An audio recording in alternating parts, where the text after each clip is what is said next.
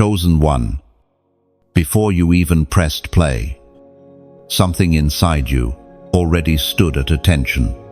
Long before your ears caught the sound of this voice, your spirit leaned forward, as if it recognized a familiar melody from eternity past. You are not here by mistake. This is not random.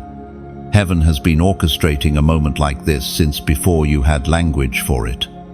You felt it before moments when your skin tingled, not because of the air, but because the atmosphere shifted, a pull deep inside you, urging you to pay attention. Even when your mind was distracted, that is your spirit hearing before your ears ever do. God wired you with a spiritual radar that discerns divine signals before the human senses can process them. As Jesus himself declared in the Gospel of Matthew, chapter 5, verse 14, "You are the light of the world. A city set on a hill cannot be hidden." This is not just a compliment, it is a declaration of identity. Your spirit moves before your mind because it was designed to recognize the light and to radiate it. That's why certain moments strike you deeply without warning. Your spirit is already aligned with heaven's frequency, responding to its source before your understanding catches up. And when that light within you stirs, it is as if eternity itself leans closer. Your heartbeat changes, your thoughts pause, and a holy awareness settles in. That is the evidence you are not merely in the world. You are carrying heaven inside you. And darkness notices. You've noticed that certain moments feel heavy with meaning, even when no one else around you seems to notice. You might be in a crowded place, yet suddenly feel a divine stillness pressing in. That is the whisper before the words, the call before the command. And many times, you felt it when you were about to make a choice, take a risk, or step into unfamiliar territory. Understand this: the enemy knows you hear differently. That's why you've been fought differently. Before you could even name your gift, he tried to mute it with distractions, confusion, and chaos. But your spirit kept picking up the signal anyway, because when heaven marks you, hell cannot unmark you. You may not always have obeyed the nudge. There were times you ignored the unease, or dismissed the peace that made no logical sense. But even then, your spirit was still storing the memory of those moments, building a history with God you would one day draw from. Chosen one. It's no accident you felt different since you were young. Others could ignore the undercurrents of life, but you couldn't. A conversation, a piece of music, a certain look in someone's eyes. It was as if heaven's voice hid inside those moments, waiting for your spirit to pick it up. And it did, every single time. And now, you are here again. This moment is one of those whispers. You might have stumbled here by chance, but your spirit didn't stumble, it was led. Heaven knew exactly when you'd be ready to hear, and exactly what needed to be said to awaken the sleeping parts of your destiny. But don't just nod along. This is an active moment. Your recognition is proof you are not spiritually asleep.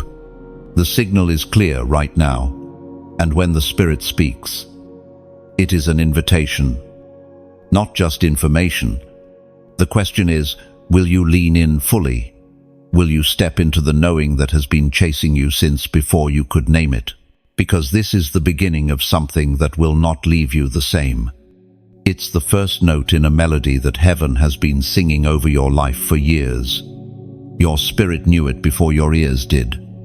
And now that your ears are catching up, you must decide if your feet will follow.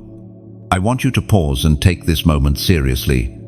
Share this with someone who you know feels that same deep stirring.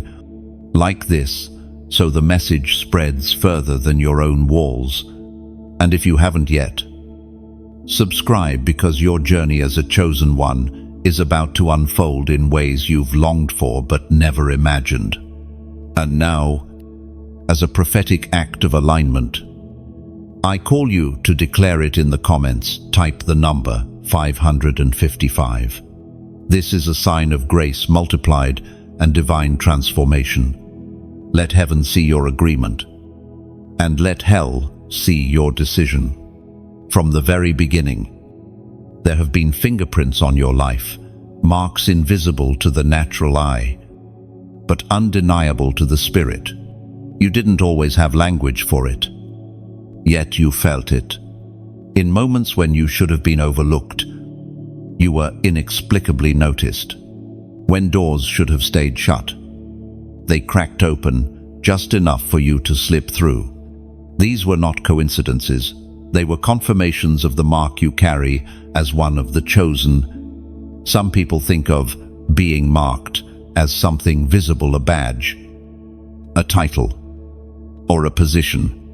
But the true mark of the chosen is not painted on your skin. It is carved into your very being. Heaven has stamped its seal on you in the unseen realm, and that seal speaks louder than words to both angels and adversaries. It is the reason you have been both favored and fought so fiercely. Since childhood, there have been signs. Maybe it was the way you found peace in places others felt fear, or how you felt a deep compassion for people you barely knew.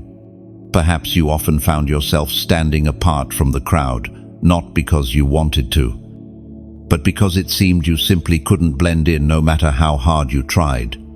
The mark you carry made it impossible to disappear into the background. It is this mark that draws opportunities toward you that others might spend years chasing. Yet, it is also the same mark that attracts opposition without warning. The spiritual realm recognizes you, and it responds. Sometimes that response is favor, divine alignments, unexpected provision, supernatural protection. Other times, it is resistance, a sudden storm, a betrayal, a season where every step feels contested. The mark of the chosen also speaks in moments you don't expect. A stranger may speak to you as if they've known you forever, sensing a light they can't explain. A child may gravitate toward you instantly, feeling the safety you carry without knowing why. Even those who dislike you may find themselves unable to ignore you. That is the mark at work. It disrupts indifference. You might have even tried to run from it, thinking that if you could blend in, the pressure would stop. But no matter how far you went or how quiet you tried to be, the mark remained. You cannot outrun what heaven has placed on you. The mark does not fade when you doubt, nor does it vanish when you fail. It is not dependent on your perfection. It is a result of God's election. As the prophet wrote in the scroll of Habakkuk, chapter 2, verse 3, "For the revelation awaits an appointed time. It speaks of the end and will not prove false. Though it linger, wait for it. It will certainly come and not delay." This is why your path has never looked normal. Others may have had a smooth road, but yours has had sharp turns, sudden drops, and unexpected climbs. The mark of the chosen does not make life easier. It makes it purposeful. Every detour has been training. Every delay has been shaping. Every closed door has been redirection, moving you closer to the precise alignment of God's plan. And because of this mark, there have been moments you've felt deeply misunderstood. People have assumed things about you without knowing your story. Some have envied blessings they never saw the battles for. Others have questioned why you walk differently, why you guard your space, Why you refuse to compromise. What they cannot see is that the mark comes with weight. To carry it is to carry both the glory and the responsibility of your calling. In the unseen, the mark glows. In the natural, it shows through your character, your resilience, and your unwavering faith, even when you've been pressed to your limits. It is why you cannot give up easily, even when part of you wants to, because heaven's imprint keeps pulling you back into alignment. This is also why you have always had an unusual sensitivity to timing. You may not know all the details, but you can sense when something is off or when something is right. The mark is a spiritual antenna, catching signals others miss. It alerts you to danger before it arrives, and it pulls you toward opportunity before it is visible. Do not underestimate the value of this mark. It is the reason certain relationships never settled in your heart, no matter how promising they looked. It is why certain places never felt like home, no matter how comfortable they seemed. The mark will not allow you to settle for less than what you were born for. It is heaven's way of ensuring you stay on course, even when your own desires want to wander. One day, you will look back and see how every odd twist in your life was connected by this invisible thread. The mark you carry is not just a label, it is a living covenant between you and the one who called you. It whispers to the spiritual realm, "This one is mine, and nothing, no failure, no attack." No season of darkness can erase what has been written over you since the foundation of the world. There comes a moment in every chosen one's life when pain stops being a random storm and begins to reveal itself as prophecy. You have walked through valleys you did not choose, storms you did not summon, and nights you did not deserve. At the time, it felt cruel, unjust, and unbearable.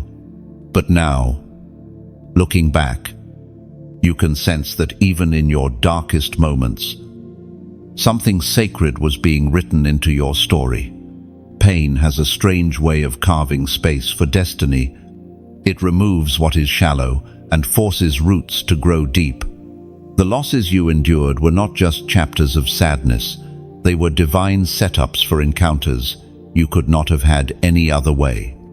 The betrayals, the misunderstandings, the seasons where every prayer felt unanswered, they were not punishments. They were preparations.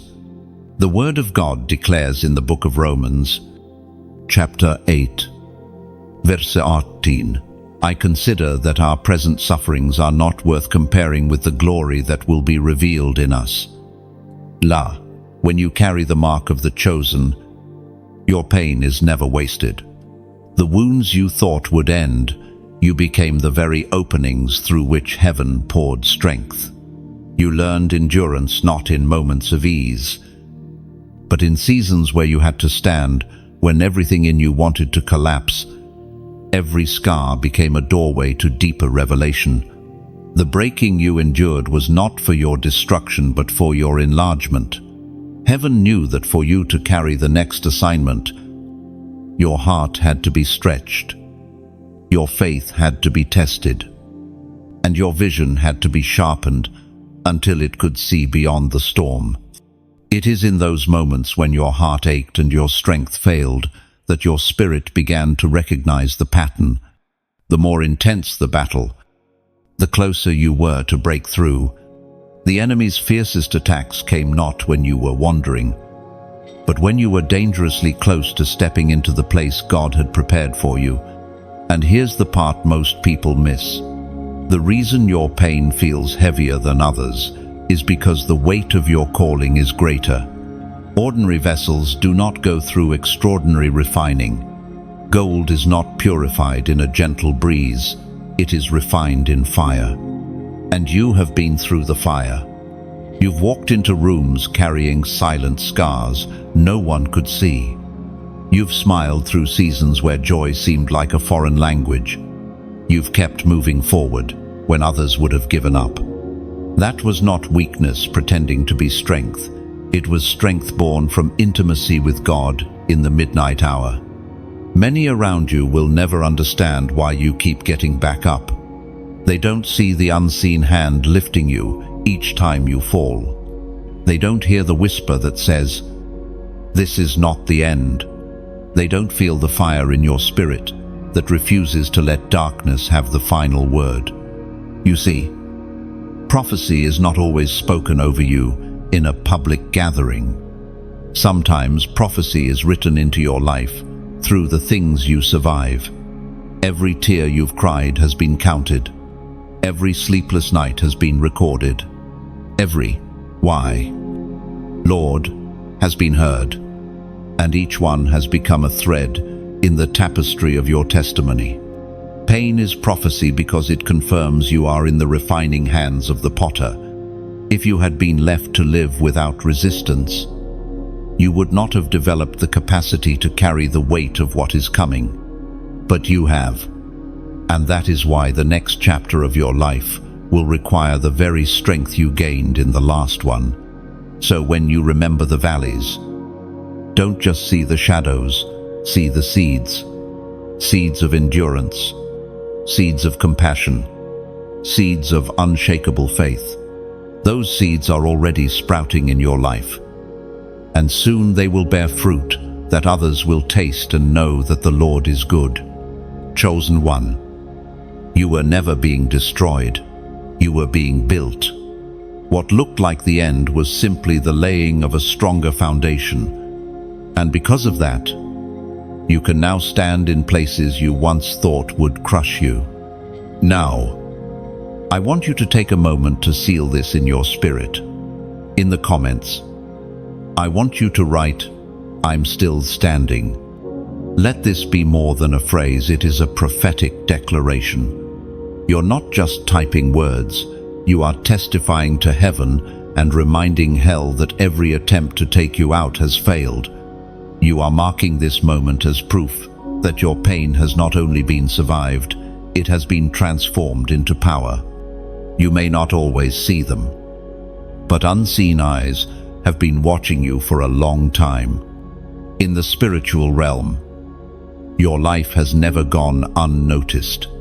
Every step you take, every prayer you whisper, every battle you fight, there is an audience that does not sit in the natural. Some are watching to guard you, others to oppose you, but none are indifferent. From the moment heaven placed its mark on you, the spiritual atmosphere took notice. Angels were assigned to walk with you, to protect your steps when danger drew near, to whisper strength into your weary soul when you felt alone. They have been there in the shadows, intervening in ways you will never know until eternity reveals it. At the same time, the kingdom of darkness also marked your arrival. You became a target not because of your weakness, but because of your potential. The enemy does not waste his energy on those who pose no threat. The reason you have faced such unexplainable resistance is because you are carrying something that, if fully awakened, will shake his plans and set others free. There have been moments when the opposition was too precise to be coincidence. Doors closed suddenly. People turned without reason. Opportunities vanished without explanation. But if you could see beyond the veil, you would understand there was a council of darkness that recognized your steps were getting closer to the place of impact. Resistance was launched, not to punish your past, but to prevent your future. Yet here you are. Every scheme that was set in motion to stop you has only refined you. The enemy's plans became God's tools. What was meant to weaken you became the very training that strengthened your discernment. The unseen battle did not break you, it revealed you. The Word of God declares in the second book of Kings, chapter 6, verse 16, "Don't be afraid. Those who are with us are more than those who are with them. And this truth is not a metaphor, it is reality. Right now, there is more protection over your life than attack against it. More angels are assigned to you than enemies are plotting against you. You are not walking through a minefield unguarded. You are moving under the covering of heaven's army. If you could see what is in the unseen, your fear would dissolve instantly. You would see angels positioned like sentinels at the edges of your path, watching every movement around you. You would see the glimmer of their swords when a threat draws near. You would see them standing between you and harm in moments you thought you were alone. But you would also see the enemy's attention, how he studies your patterns, how he tests your boundaries, how he tries to introduce distractions that look harmless but are designed to slow your momentum. You would see how often he tries to plant seeds of doubt, hoping you'll talk yourself out of the very things God has called you into. This is why discernment is critical for the chosen. You are not just living a physical life. You are moving through a spiritual battlefield where every choice, every word, every alliance matters. Some of the resistance you feel is not because you are doing something wrong, but because you are doing something right. Your movement toward God's purpose disrupts the plans of darkness. And here's the paradox. While you are watched by opposition, you are also watched by heaven with deep delight. Every time you choose obedience, when temptation whispers, the courts of heaven take note. Every time you forgive, when revenge seems justified, your name is spoken with honor in the presence of God. Every time you keep walking through the valley, angels see the fire of your faith burning brighter. You are never alone in the unseen. Every prayer you've prayed has had an audience. Every tear you've cried has been witnessed. Every decision to trust God when everything in you wanted to quit has been celebrated in places you cannot yet see. And one day, you will step fully into the reality of what is happening now. You will see the ones who guarded you when you didn't even know danger was near. You will understand the battles that were won without your knowledge, the traps dismantled before you reached them. The moments you thought were coincidence but were actually divine intervention. Until then, walk with the awareness that unseen eyes are on you, not to control you, but to protect, guide, and prepare you. Let it sharpen your focus. Let it remind you that every step you take matters. You are a chosen one in a very visible war to the invisible realm. And whether you feel it or not, you are surrounded by more help than harm, more allies than enemies, more light than darkness. There is something that happens when you walk into a room before you speak, before you even make eye contact. The atmosphere adjusts. Some people lean in, drawn without knowing why. Others grow restless, uncomfortable, even resistant.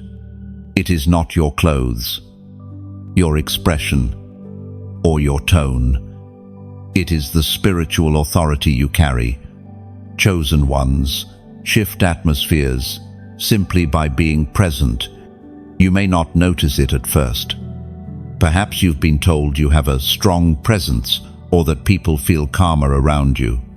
Maybe others have confided that they feel exposed in your company, as if you can see straight through their masks. This is not arrogance. It is evidence that the Spirit of God within you radiates beyond your physical form. In truth, your spirit releases a frequency the unseen realm cannot ignore. The darkness feels it and is unsettled. The light recognizes it and responds. This is why some environments feel tense the moment you arrive. It is not personal offense, it is spiritual disruption. You carry light into places that have been comfortable in shadow. And light does not arrive quietly. The Word of God declares in the Gospel of John, chapter 1, verse 5, "The light shines in the darkness, and the darkness has not overcome it." End of. This is exactly what happens when you walk into new spaces. Your light cannot be hidden, and darkness cannot silence it. Even if you remain silent, the authority you carry speaks on your behalf. People who have no spiritual vocabulary may still feel it. They describe it as peace, or as something different about you. Those with spiritual sensitivity may recognize it instantly for what it is, the presence of God that changes atmospheres. It is this shift in the unseen that causes both favor and friction in your life. There will be rooms you enter where doors open effortlessly because your light is welcomed. There will also be spaces where people resist you, not because you've wronged them, but because the light you carry challenges the darkness they've grown comfortable with. Over time, you learn not to take either reaction personally. You begin to understand that your assignment is not to be universally liked, it is to be faithfully aligned. When you walk in God's authority, your very existence becomes a statement. The kingdom of God has arrived here, and that statement demands a response. Think about the moments you've stepped into conversations that suddenly shifted tone, or entered a meeting where tension seemed to dissolve. That was not coincidence. That was the authority of heaven accompanying you. The same is true for moments when your presence seemed to intensify the atmosphere, drawing out hidden motives or revealing unspoken conflicts. The light in you exposes what is hidden, both for healing and for truth. This is why you must guard your spirit. A dimmed light cannot shift what it is meant to shift. If you allow bitterness, fear, or compromise to cloud your inner fire, the atmosphere will no longer respond to heaven's authority through you. The power is not in personality, it is in purity and alignment with God's presence. And here's the beautiful truth. The more you remain aligned, the greater your impact in unseen ways. You don't have to force influence, network desperately, or strive for attention. The atmosphere will speak for you. The Spirit of God will announce you in places your feet have not yet stepped, preparing hearts before you even arrive. I need to say this. What you are reading now is part of your equipping, and if these words are stirring you, I ask you to do something that goes beyond just listening.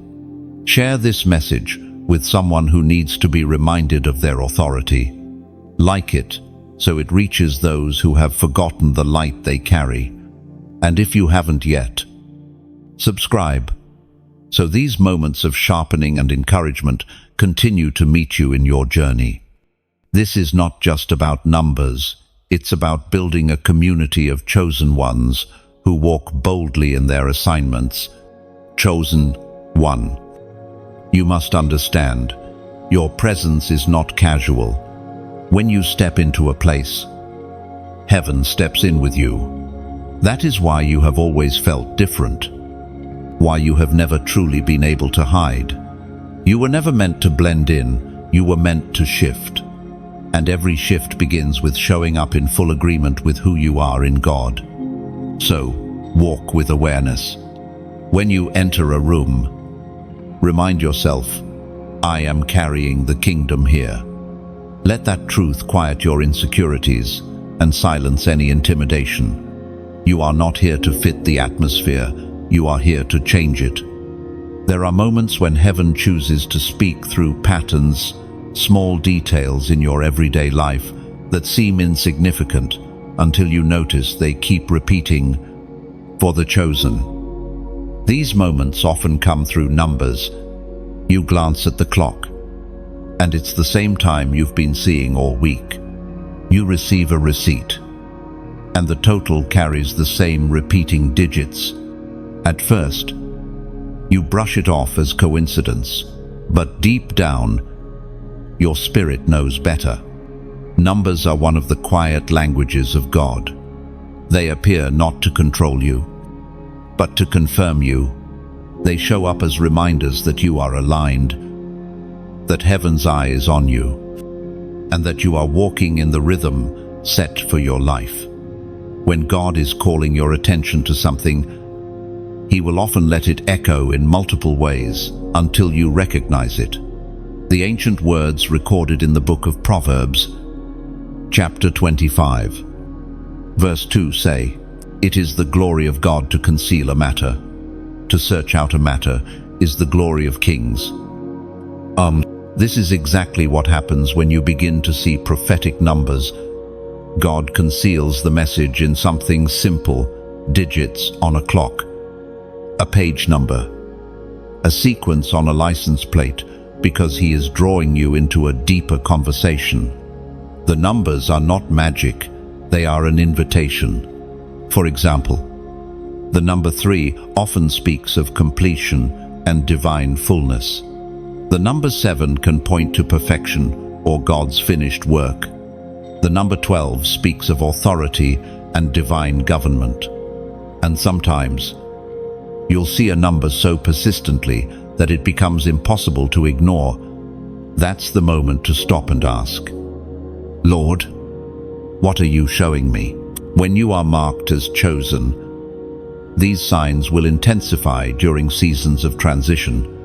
They may come right before a breakthrough, during a time of decision, or in moments when you feel uncertain about your next step.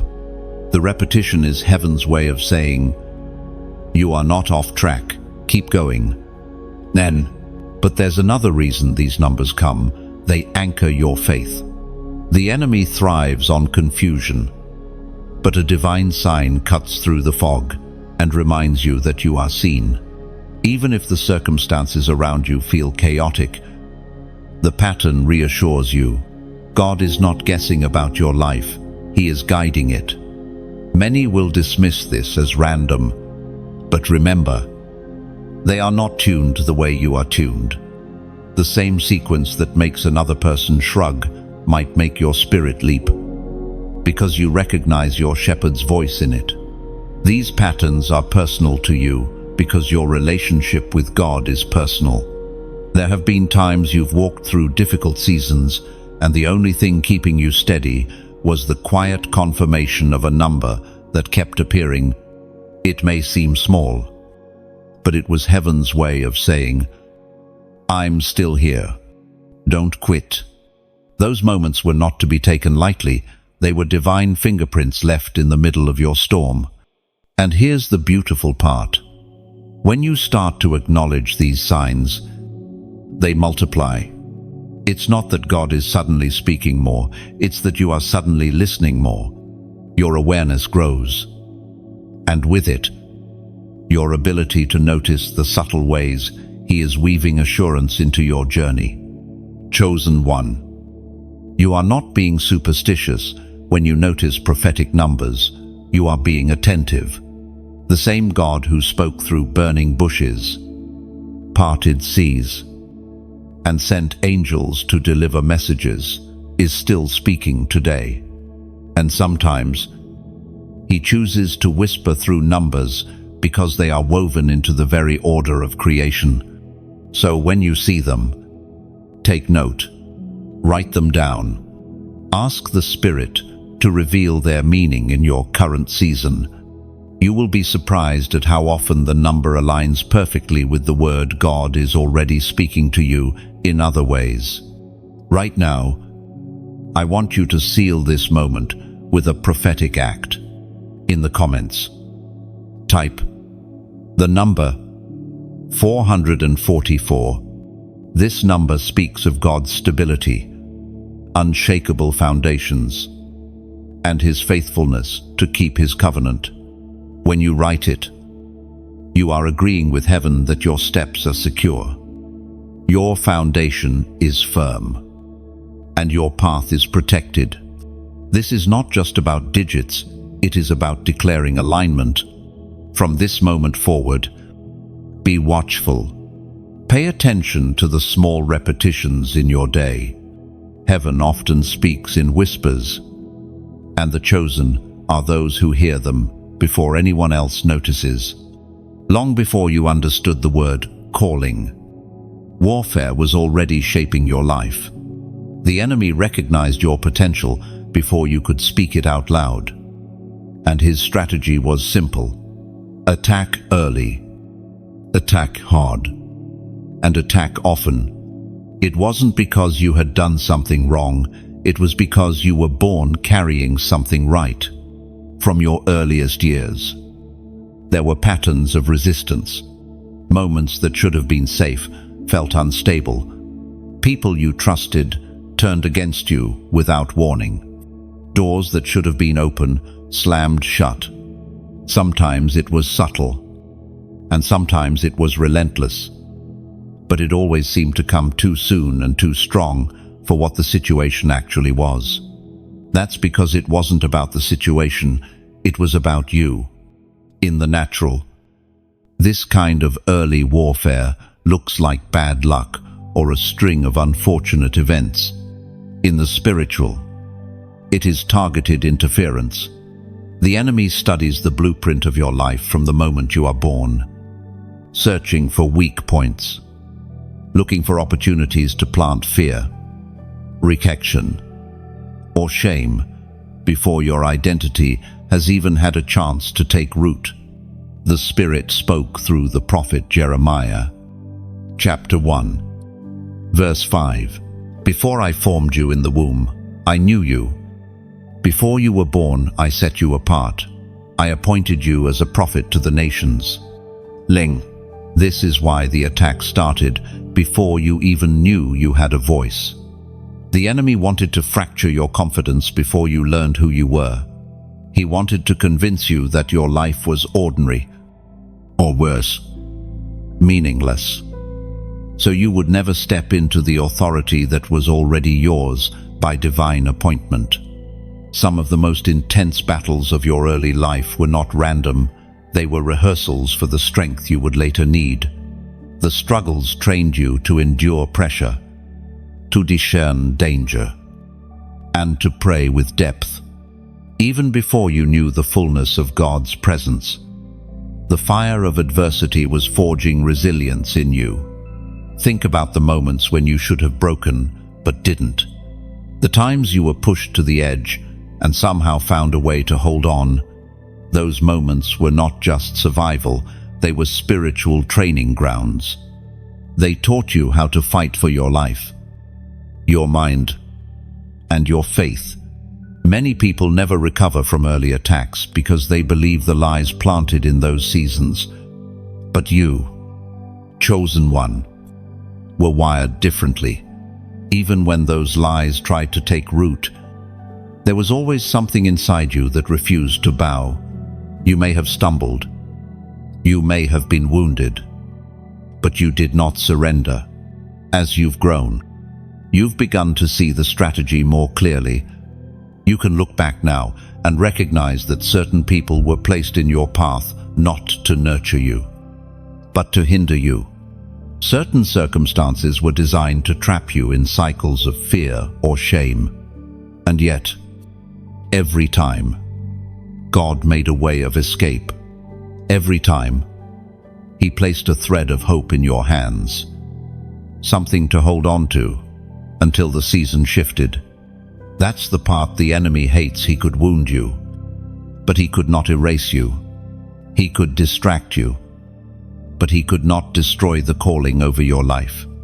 And each failed attempt only confirmed what he feared from the beginning, that you are unstoppable when aligned with heaven. Even now, some of the resistance you face is a continuation of that early warfare. The enemy knows he cannot take what God has given you, so he tries to wear you down, hoping you will lay it down yourself. But what he fails to understand is that the same attacks that once made you question yourself now remind you who you are. There is a shift that happens when a chosen one begins to recognize the pattern of the enemy's strategy. You stop being surprised by resistance and start seeing it as confirmation. You begin to understand that the fight is not over your past, it's over your future. And here is the truth. Every early attack becomes part of your testimony. Every attempt to silence you has only made your voice stronger. Every season of loss has made you more dangerous to the kingdom of darkness, because you now carry authority born from survival. So you walk forward differently. You no longer fear the attacks that come, because you know they cannot change what has already been written. The warfare that began before you knew your calling has only sharpened your readiness to step into it. Long before you had the words to pray them, your dreams began carrying messages. In the stillness of the night, when your mind rested but your spirit remained awake, visions slipped past the noise of the day. Some were vivid and unforgettable. Others were fragments you could barely recall, yet still felt deep in your bones. Dreams have always been a language heaven uses with the chosen. In the Bible, they came to prophets, kings, and ordinary people whose lives would change the course of history. Joseph saw his future in sheaves of wheat and stars bowing down. Daniel received revelations that revealed kingdoms and times far beyond his own. Those dreams were not random, they were prophetic seeds planted in the soil of the soul. You have had nights like that. Nights where the images were so intense that they clung to you into the next day, altering your mood, stirring questions you couldn't ignore. Sometimes the dream was encouragement, a glimpse of hope when life felt heavy. Other times it was a warning, steering you away from a path that would have led to harm.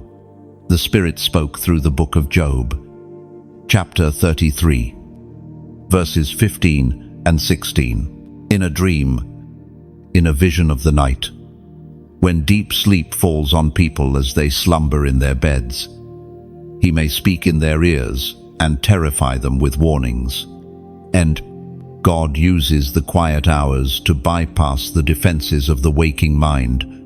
When you are asleep, you cannot argue with Him, cannot reason away the message, cannot distract yourself with noise. Your spirit is most receptive when your body is still. In those sacred hours, the veil between heaven and earth feels thinner. What is hidden in the chaos of the day becomes clear in the silence of night. It is then that God plants truths too deep for words, imprinting them on your spirit, so they remain long after the dream has faded from memory. Some dreams you've had were more than personal. They were glimpses of what was happening in the spiritual realm. Perhaps you saw battles unfolding in strange landscapes, or people you knew acting in ways that revealed their true intentions. You may have awakened, unsettled, sensing that what you saw was not fiction, but revelation. Other dreams carried a sense of destiny. You saw yourself in places you've never been, doing things you've never done, and yet it felt familiar, as though you were remembering instead of imagining. Those dreams were not fantasies, they were previews. Heaven was allowing you to step into the edges of your assignment so that, when the moment came in waking life, your spirit would recognize it instantly. Not every dream is divine. Of course, some are simply the mind processing the day. But when you are chosen, you learn to distinguish the difference. A prophetic dream carries weight. It lingers in your thoughts, sometimes for years. It aligns with the voice of God in other areas of your life. And when you revisit it in prayer, it breathes with life, as if it's still unfolding. You may not have understood this at first. Perhaps you dismissed important dreams because they seemed too strange or too impossible. But over time, you began to notice patterns, symbols that repeated. scenarios that played out in waking life just as you had seen them at night. Slowly, you realized that your dreams were not mere imagination, they were part of your training for the chosen. Dreams are often confirmations of what God is already speaking in the day. They can serve as warnings before you step into dangerous situations, as reassurance when you doubt your path, or as strategy when you are about to make a critical decision. There have been moments when a dream stirred you so deeply that you woke with urgency to pray not only for yourself, but for others. Those were not simply emotional reactions, they were assignments. God trusted you to respond in the moment, because He knew your spirit would not ignore what it saw. And here is the deeper truth. When heaven gives you a dream, it is not just for your information, it is for your transformation. What you see in the night should shape how you walk in the day. It should prepare your heart, sharpen your discernment, and strengthen your obedience. So, treasure them, record them, pray over them. Some will make sense quickly, others only years later, but none are wasted. For the chosen, even the visions that seem small are threads in the larger tapestry of destiny. There is always a moment when the fog clears, when you stop wondering if God is speaking and you know that He is. It might come suddenly, like a lightning strike, or gradually, like the sunrise spreading light across the horizon. But once it happens, nothing is the same. That is the moment you knew. For a long time, you may have been searching for signs, asking for confirmation, or wrestling with doubt. You wanted to believe, but part of you feared you were only imagining things. Then something shifted. It could have been a single word in a sermon that pierced your soul. It might have been a private moment of prayer where peace fell so heavily on you that you could no longer deny His presence. This moment is not just emotional, it is deeply spiritual. The Spirit of God bears witness with your spirit, and you recognize His voice as something you've always known, even if you didn't understand it before. Scripture says in the Gospel of John, chapter 10, verse 27, "My sheep listen to my voice. I know them, and they follow me." It is recognition, not invention. You are not making God's voice up in your mind. You are remembering it. It's the same voice that has guided you since before you knew Him by name. The same presence that has pulled you away from danger. The same peace that has wrapped around you when no one else was there. In that moment of knowing, doubt loses its grip. The enemy's accusations grow faint. The noise of the world fades. You find yourself breathing differently, walking differently, even thinking differently. Because once you know God has spoken, you cannot return to the place of uncertainty. For some, this moment comes in a crisis when every other option has failed, and the only voice left is His. For others, it comes in the quiet, during ordinary moments that suddenly become sacred. Either way, the result is the same. Your life pivots. The choices you make from that day forward carry the weight of what you have heard. And this moment is not just about hearing it, is about responding. Knowing God's voice is only the first step. Following it is the proof. Some people hear and walk away, pretending they didn't. But the chosen cannot do that. When the shepherd calls, the sheep move. The knowledge becomes a fire inside you, urging you toward obedience, no matter the cost. Think about your own moment. What was happening around you? How did your body feel when it happened? Did time seem to slow down? Did you feel your heart burn, your chest lighten? or your eyes fill with tears for no reason you could explain. Those sensations are not random. They are the natural response of your spirit coming into alignment with the one who made it. And after that moment, everything else looks different. You see people with more compassion because you remember the voice that called you. You notice details in your surroundings you would have missed before because your awareness has been sharpened. You feel a quiet confidence, even in uncertainty, because you know the one who spoke is also the one who guides. This knowing is also a shield. When the enemy tries to whisper lies, you measure them against the truth you heard. When fear tries to paralyze you, you recall the peace that settled on you. When temptation tries to lure you off course, you remember the sound of his voice and the joy of obeying it. Chosen one. The moment you knew was not just a personal experience, it was a covenant moment. Heaven recorded it. Hell took notice. Your spirit was marked with fresh clarity, and that mark will carry you through seasons when feelings fade and circumstances shift. Because truth does not depend on how you feel, it depends on who God is. So here's what I want you to do. Mark this day. Even if your moment of knowing happened years ago, declare it again, now, in the comments. Write, I hear you. Keep it simple, but mean every word. This is your agreement with heaven that you still recognize his voice and will follow it. Let it be a statement the spiritual realm can't ignore, because once you have heard him, your life is no longer your own. You walk to the rhythm of a voice the world cannot silence.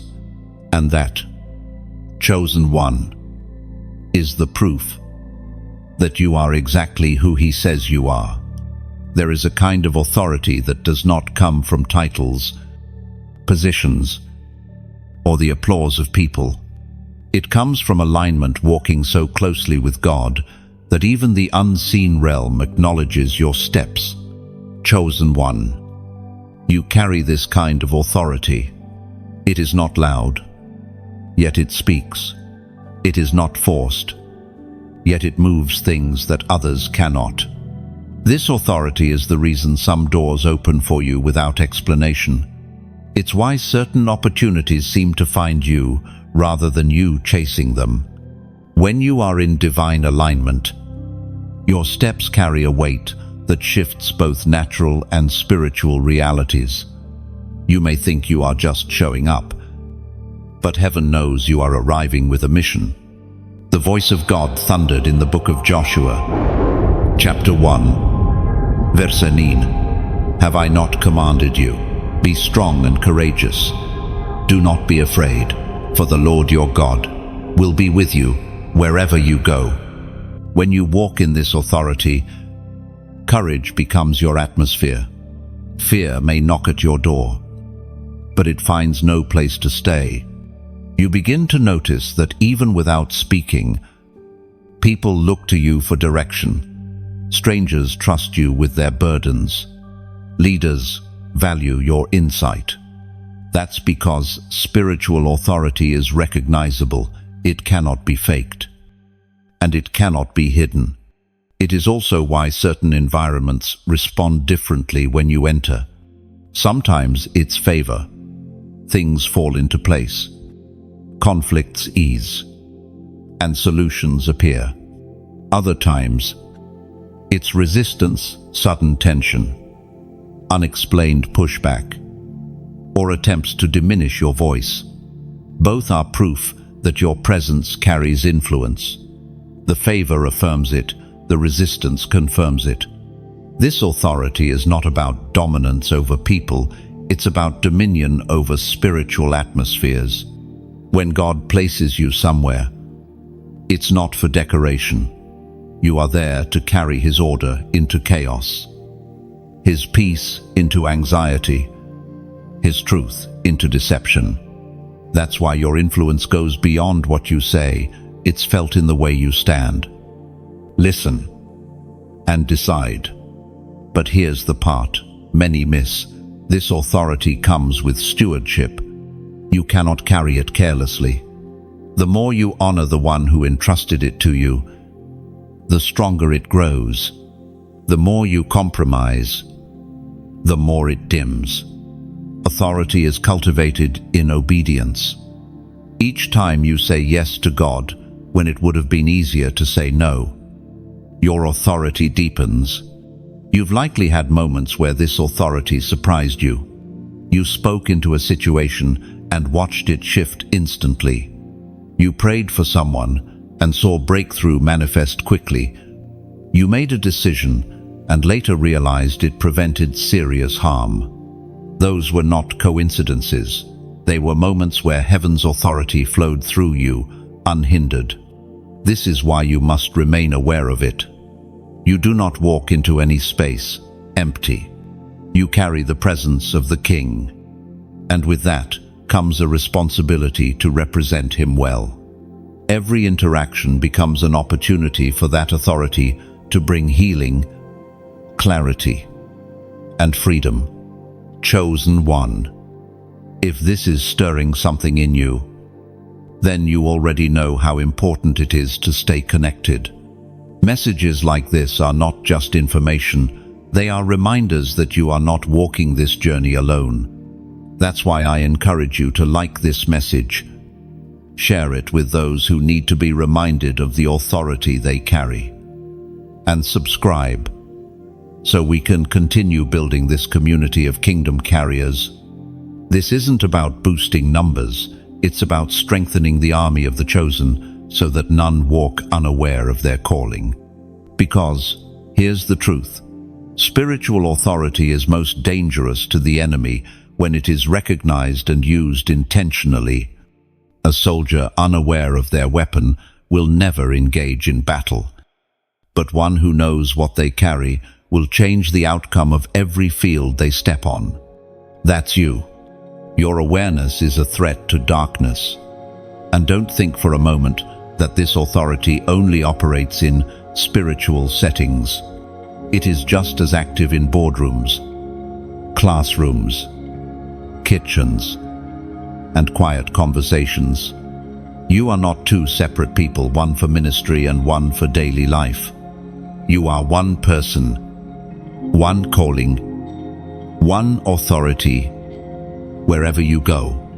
So walk into the next place with the awareness that the ground responds to your feet. Walk with your head lifted, not in arrogance, but in recognition of the one who walks with you. And remember, when God grants authority, it is not for you to blend in, but for you to carry his kingdom wherever he sends you. There is a unique loneliness that comes with being chosen. It is not the absence of people, it is the absence of those who truly understand. You can be surrounded by friends, family, and co-workers, and still feel as though no one fully sees the weight you carry. This is not because you are unlikable or unreachable.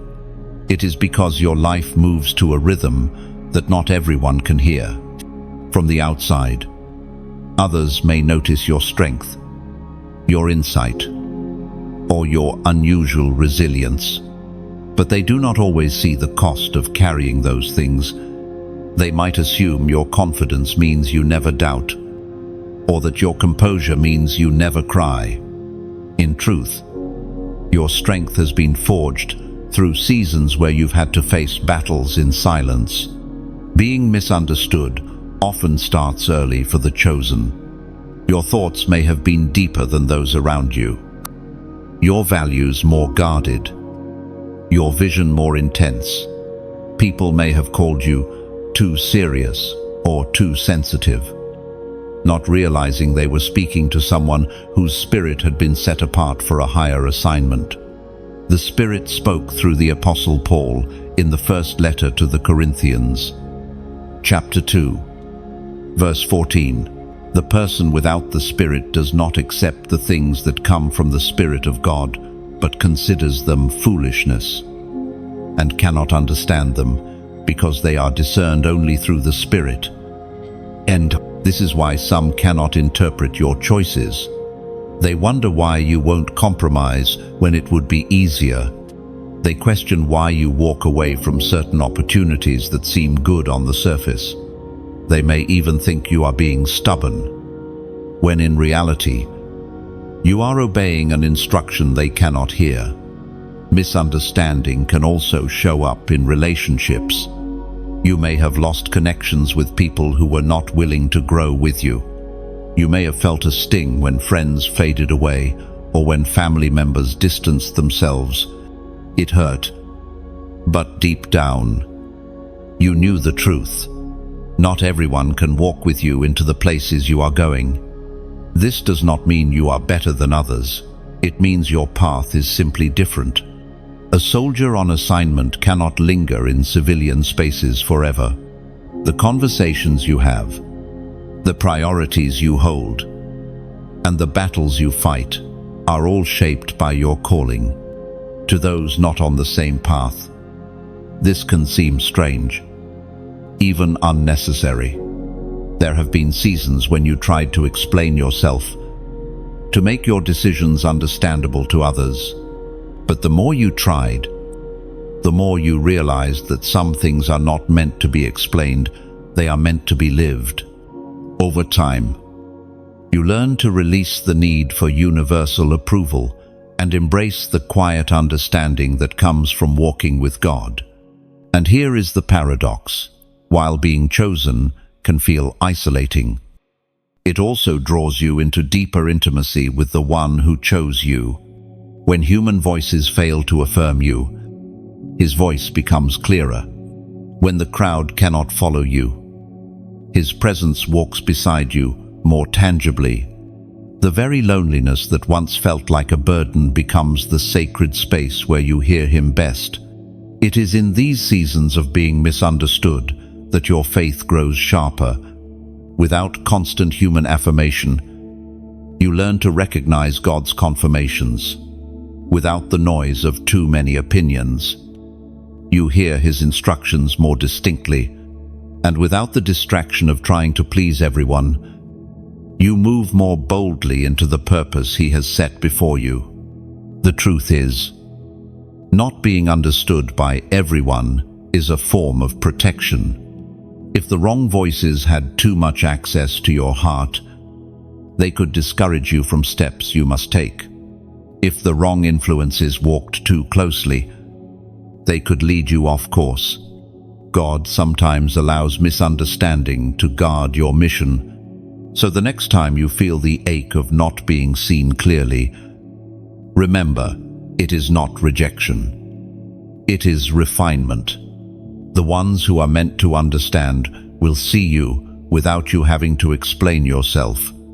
And the one who matters most has understood you fully from the very beginning. Chosen one. Your path will not always be understood, but it will always be worth walking.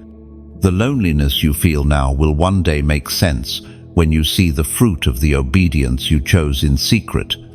And in that day, you will realize that being misunderstood was not the evidence that you were alone. It was the evidence that you were set apart. There are moments when God speaks the same message to you in multiple ways through Scripture, through a passing conversation, through something you overhear, or even through a stranger who doesn't know your story. These moments are not coincidence. They are what I call the double witness. It is heaven's way of confirming that what you've been sensing is real, and that you must pay attention now. For the chosen, these double witnesses happen often, especially in seasons of decision or transition. You might be wrestling with a choice in your heart, and then, without telling anyone, you hear a sermon, a song, or even see a billboard that says exactly what you needed to hear. It's like the message has been chasing you down. The apostle reminds us in his second letter to the Corinthians, chapter 13, verse 1, Every matter must be established by the testimony of 2 or 3 witnesses. This principle is not just about legal truth, it's a glimpse into how God confirms His will for your life. He knows you, and He knows when you need reassurance. He knows when the first whisper might be met with hesitation. So, He sends a second one, and sometimes even a third. It is His way of saying, I see you're trembling, but I will not let you walk in confusion. The double witness is not a sign of weak faith. It is evidence of a Father who walks closely enough to repeat Himself until you are sure. It is patience wrapped in divine precision, and sometimes that second confirmation comes in the most unexpected way, a phrase in a stranger's conversation, a lyric you hear while passing by, a headline you weren't looking for. Heaven is creative in how it speaks, because it knows exactly how to reach you. The second witness doesn't just repeat the message, it deepens your confidence to act. Think back to the times this has happened to you. Maybe you read a verse in the morning that spoke directly to your situation, and later that day, someone quoted the exact same verse without knowing you'd already read it. Or perhaps you were praying for guidance about a move, and days later, an unrelated conversation with a stranger somehow addressed every fear you had. The double witness is God's way of saying, this is not your imagination. This is me, for the chosen. It often comes with a sense of urgency, not panic, but a deep knowing that the window for obedience is now. You may feel your heart stir, your thoughts sharpen, or your peace increase. It's also important to recognize that the double witness is not meant to replace your discernment, it is meant to strengthen it. When the Spirit confirms something through multiple channels, He is inviting you to trust Him enough to act. Delay can dull the moment, but obedience activates it. There have been times when you didn't move after the first confirmation, and God, in His mercy, sent a second one to capture your attention. And if you look back, you'll see that these were often turning points in your life, moments that shaped your path for years to come. But here's the challenge. Not every repeated message is from God. The enemy also knows how to send counterfeit confirmations to push you into wrong decisions. This is why you must measure everything against Scripture and the peace of the Spirit within you. The true double witness from heaven will never contradict God's word, and it will never lead you into something that damages your integrity or faith. Chosen one. The double witness is a gift. It is God's way of walking with you in your humanity. Understanding that you sometimes need more than one nudge to take the step He is asking of you. It is a sign of His patience, His precision, and His personal involvement in your journey. And maybe, just maybe, this message right now is a double witness for you. Perhaps something you've been hearing in your spirit has just been repeated in these words, and you know you can't ignore it any longer. If that's the case, then mark this moment. To seal this awareness, I invite you to do something prophetic. Type the number 222 in the comments. In biblical symbolism, this represents confirmation, agreement, and the witness of heaven standing beside you. When you write it, you are not just typing digits, you are declaring, I hear the confirmation, and I choose to align with it. No, because once God has spoken twice, the only thing left to do is answer Him with your life. And for the chosen, obedience to the double witness is never the end. It is always the beginning of the next chapter. The calling on your life is not light. Chosen one. It is a weight, a sacred, holy weight that shapes everything you are and everything you do. Many admire the idea of destiny, but few understand the cost of carrying it. For you, this weight has been present for as long as you can remember. Even if you could not name it in earlier years, it is the weight of glory. Not glory as the world defines it, fame, recognition, applause, but the glory of God resting on a life set apart. It is the invisible mantle that demands both reverence and responsibility. This is why you cannot live as you please, why you cannot take the easy path, why compromise feels heavier to you than to others. The writings of the Apostle Paul in the second letter to the Corinthians, chapter 4, verse 17, remind us, "For our light and momentary troubles are achieving for us an eternal glory that far outweighs them all." And this glory is eternal, but it is cultivated in the temporary. Every trial you've endured, every season of refining, every moment you chose obedience when it cost you something, these have all been part of the shaping process. The weight is not punishment, it is preparation. It is in the hidden seasons that this weight grows strongest.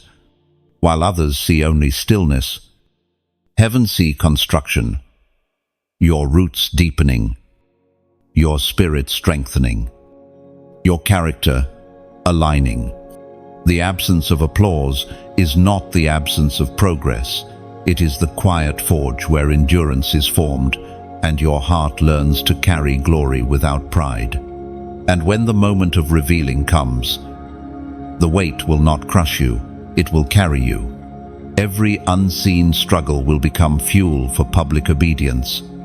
The strength you gained in silence will hold you steady when the world is watching.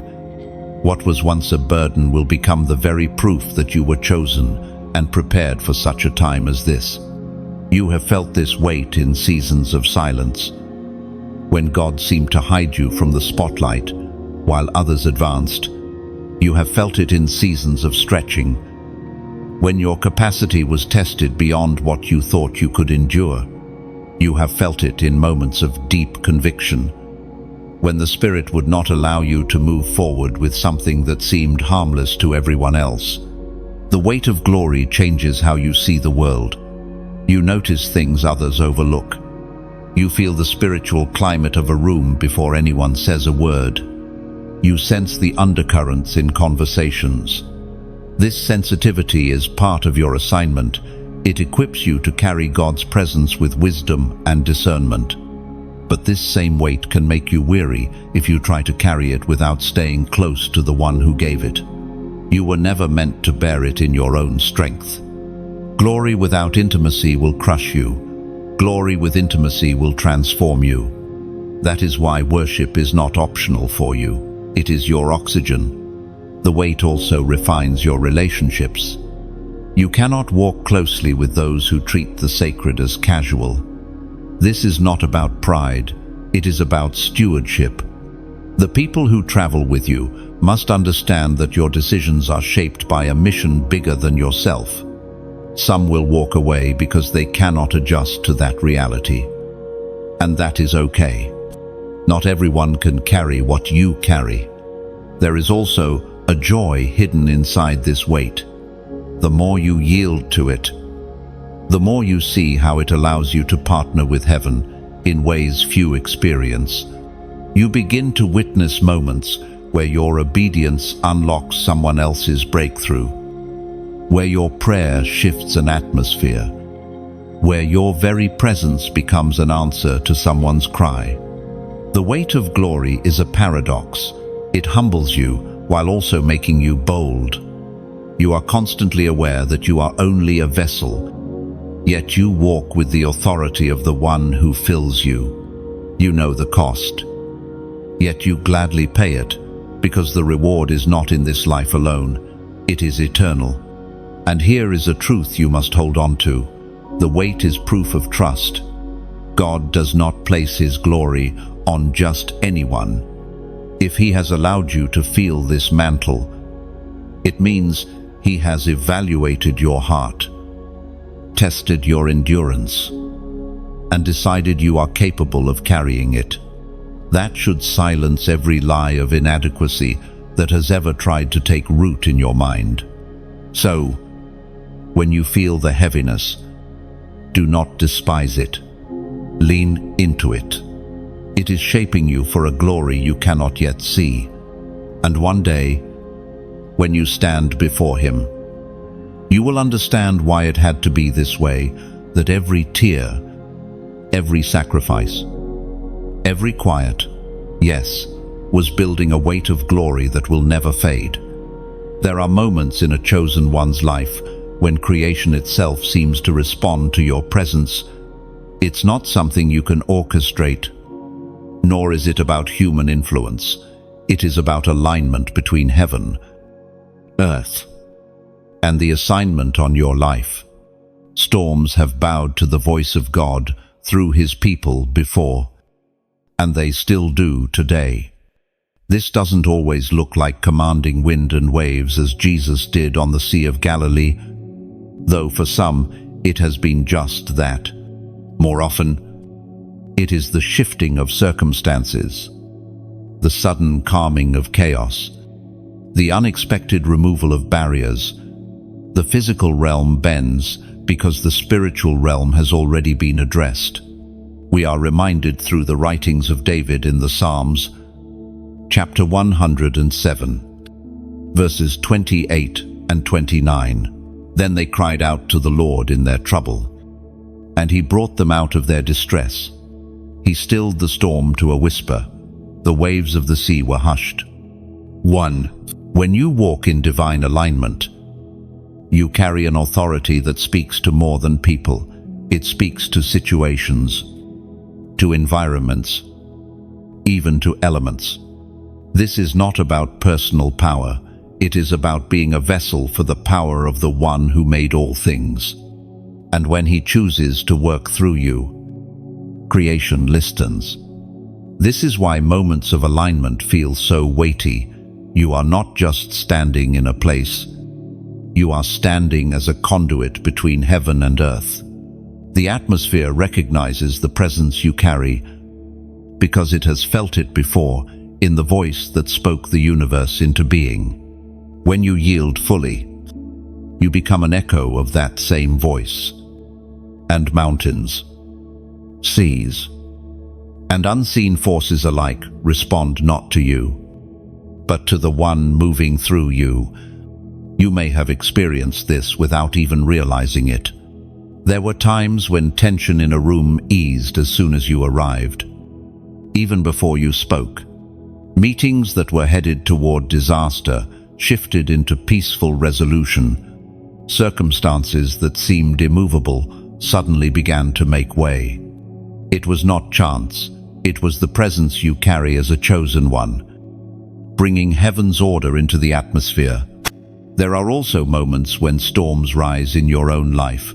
Chaos, confusion, resistance, and God calls you to speak into them with the authority He has given you. This doesn't always mean a loud, dramatic command.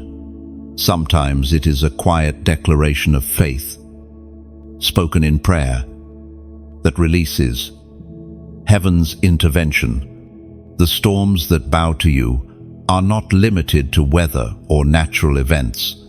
They include emotional storms, relational storms, and spiritual storms that seek to destabilize you.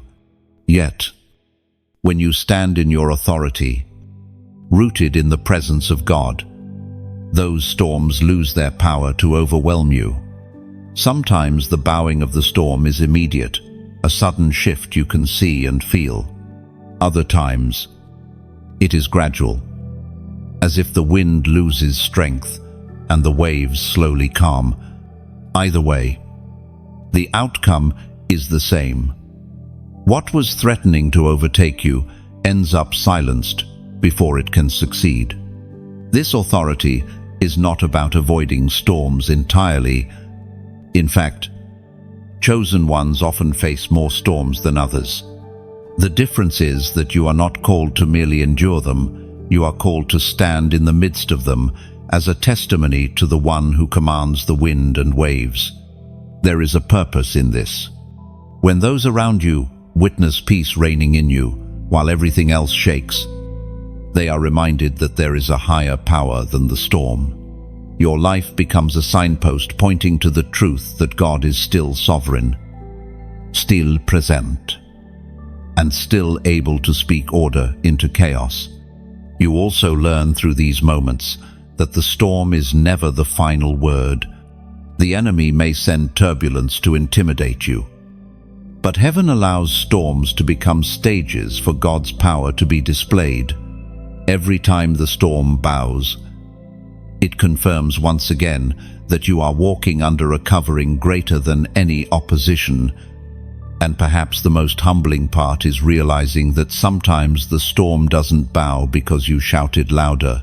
It bows because you remained still, anchored in trust, refusing to let fear dictate your response. In that stillness, you are declaring without words that God's authority is enough.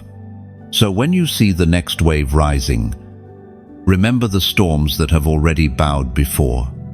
Recall the moments when peace broke through against all odds. Let them remind you that the authority you carry is not situational, it is constant, because its source is constant. And as long as you walk with the one who commands creation, no storm can stand against you.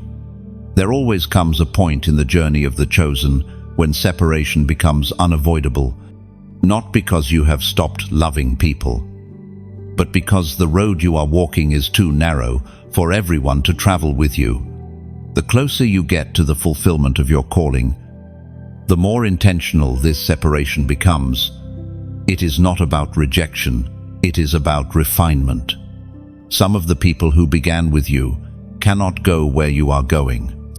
The season you are entering requires a level of focus, purity, and obedience that not everyone is willing to commit to. You may have already noticed it. Conversations feel different. Priorities no longer align. And the bond that once felt unshakable starts to loosen. The voice of God declares in the book of Amos, chapter 3, verse 3, "Do two walk together unless they have agreed to do so?" This is not a command to cut people off harshly. It is a reminder that unity requires agreement. When God shifts your path, He also shifts your circle. Sometimes He removes certain voices so that His voice becomes clearer. Sometimes He creates distance so that distractions cannot follow you into the next season. And though the silence that follows can feel unsettling, it is in that quiet that your ears begin to pick up sounds you missed before the gentle promptings of the Spirit. The subtle confirmations of your next step, the steady rhythm of God's peace. What you thought was loss becomes a sanctuary, and you realize that without the noise, your discernment sharpens. The shift in your circle was never to leave you empty, it was to make you ready. The final separation can be painful. You may feel misunderstood, accused of changing too much, or even judged for being different. But remember, this isn't about becoming better than anyone else. It's about being faithful to the assignment entrusted to you. You can love people deeply and still recognize that their path is no longer yours. This separation is also a form of protection. God sees ahead and knows which relationships would weigh you down in the battles to come. He knows who would slow your obedience, who would dilute your conviction, and who would pull you toward comfort when you are called to courage. Removing them from your inner circle is not punishment, it is preparation. And here is the truth. Sometimes you will be the one who has to take the first step. Waiting for others to release you can keep you stuck. There will be moments when you must gently but firmly choose the narrow road, trusting that God will handle the emotions and misunderstandings that follow. The beautiful part is that separation also makes room for divine connections. When God prunes your relationships, He is not leaving you empty. He is making space for people who carry the same fire, who understand the weight of your calling, and who will stand with you in the battles ahead. These are the ones who will pray with you at midnight, speak truth when you waver, and rejoice without envy when you advance. Chosen one. I know this can be one of the hardest parts of the journey, but if you look back, you will see that every major step forward came after a moment of letting go. The absence hurt at first, but it cleared the path for what was next. You are stepping into a season where clarity matters more than comfort. Your assignment demands that you travel light, carrying only what strengthens your spirit and sharpens your focus. Every unnecessary weight must go, not because it is bad, but because it is not part of this chapter. If this is speaking to you right now, I encourage you, don't keep it to yourself. Like this message, so it reaches others who are wrestling with the same process. Share it with someone who needs the courage to let go. And if you haven't already, subscribe so you can continue receiving these reminders that you are not walking this path alone. We are building a space for chosen ones to be strengthened together, even when their roads require solitude. And as a prophetic step of agreement, I want you to comment, "I release," below. Let it be your declaration that you trust God's hand in your relationships, that you are willing to let go of what cannot go with you, and that you believe He will replace loss with alignment. The final separation is never about subtraction alone. It is about divine exchange. You let go of what cannot stay, so you can receive what cannot be lost. And when you look back, you will see that what felt like loss was actually the doorway to the greatest acceleration of your calling. There comes a point when the nearness of your breakthrough becomes almost tangible. It's not wishful thinking or blind optimism. It's a deep, steady knowing in your spirit that you are standing on the edge of something long promised. You begin to notice how the pieces are aligning, how past seasons suddenly make sense, and how the prayers you prayed in whispers are starting to take shape in reality. The crown is in sight. It is not yet in your hands, but it is no longer hidden from view. You can sense it in the way your endurance has grown, in the authority you now walk in, and in the confidence that remains even when challenges still rise.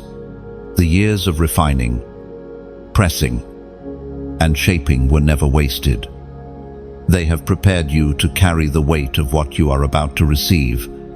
As the Apostle Paul wrote in the first letter to the Corinthians, chapter 9, verse 24, "Do you not know that in a race all the runners run, but only one gets the prize? Run in such a way as to get the prize." This is not a moment to slow down. The nearness of the crown does not mean the absence of resistance. If anything, the final stretch is often the most fiercely contested. The enemy throws distractions, weariness, and doubt into your path, hoping you will stumble just before the finish line. But the chosen are not built to quit when the goal is in sight. You have already proven this in countless ways.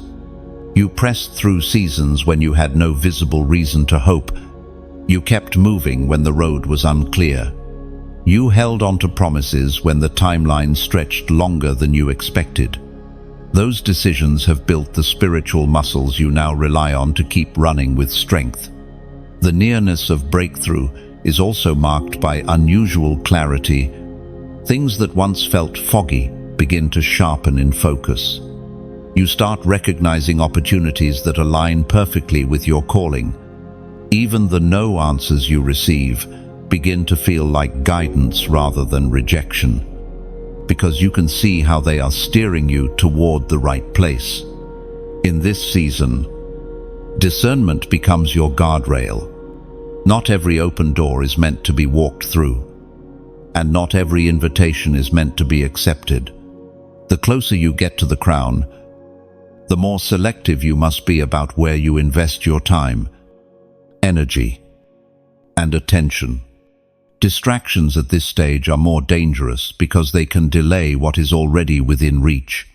This is also the moment where gratitude becomes fuel. Looking back at how far you've come reminds you that God's faithfulness has never failed you. Every answered prayer, every narrow escape, every unexpected provision has been a signpost pointing toward His promise. Gratitude shifts your focus from what is still ahead to the one who has walked with you every step of the way. It's worth remembering that the crown is not just about reward, it's about responsibility. What you are about to step into will carry greater influence, greater visibility, and greater weight. The position will not change who you are. It will reveal more of what has already been formed in you. This is why the preparation was so intense. God was not only shaping your abilities, He was shaping your character to sustain what He is giving you. You may also notice that this nearness stirs both excitement and sobriety. Excitement, because the waiting is almost over. Sobriety, because you understand the cost of what you're receiving. You know that crowns are not for decoration, they are for service. You are not stepping into a season of ease, but into a season of impact. And yet, even with the weight that comes with it, there is joy, a quiet, unshakable joy that whispers, "It was all worth it." Every tear, every prayer, every sacrifice, every hidden act of obedience, it has all led to this. The crown is not just a symbol of victory, it is the visible proof that you have been faithful. So you keep moving forward, one steady step at a time, not rushing, not hesitating, but holding your head high. You know that the finish line is not an end, but the beginning of the next chapter, and as you draw closer, the words of the one who called you echo in your heart. Well done. Once you have walked as one who is chosen, you can never go back to ordinary life. The mark on you is permanent, not visible to the natural eye, yet undeniable to the spiritual realm. It is the evidence of encounters, trials, and victories that have reshaped you from the inside out. You are no longer who you were when this journey began. There is a depth in you now, a steadiness that did not exist before. Even in seasons where uncertainty lingers, you carry a quiet authority that says, "I know who walks with me." You have seen too much of God's faithfulness to be swayed by temporary storms. The same valleys that once shook you have become the ground where your roots now run deep. The ancient words recorded in the book of Isaiah, chapter 62, verse 12. Speak to this reality.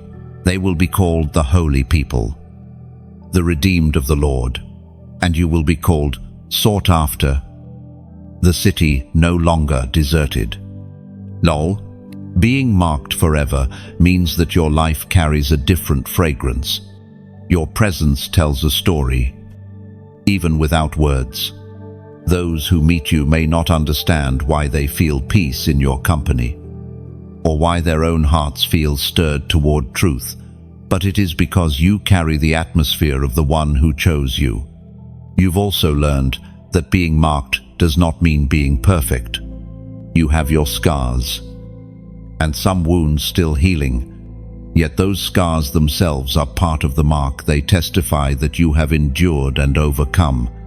They are reminders that the fire you walked through did not consume you. It refined you.